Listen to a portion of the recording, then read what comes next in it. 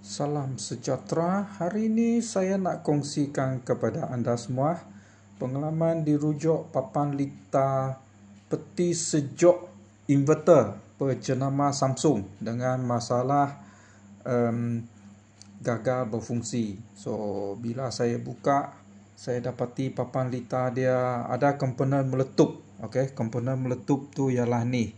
Yang berwarna hitam ni ini power IC dia, nombor rujukan dia TOP253PN, dan satu lagi fuse dia putus 2 ampere.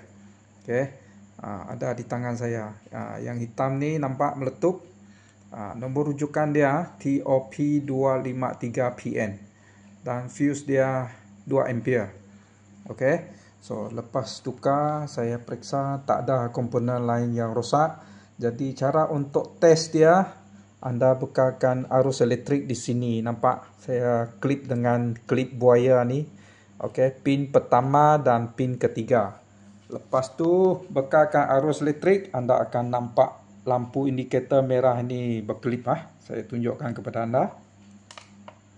Nampak tu? Lampu berkelip-kelip. Okey, ini bermaksud power supply dia sudah kembali Okey. So itu saja perkongsian kali ini, sangat mudah. Selamat ber-DIY.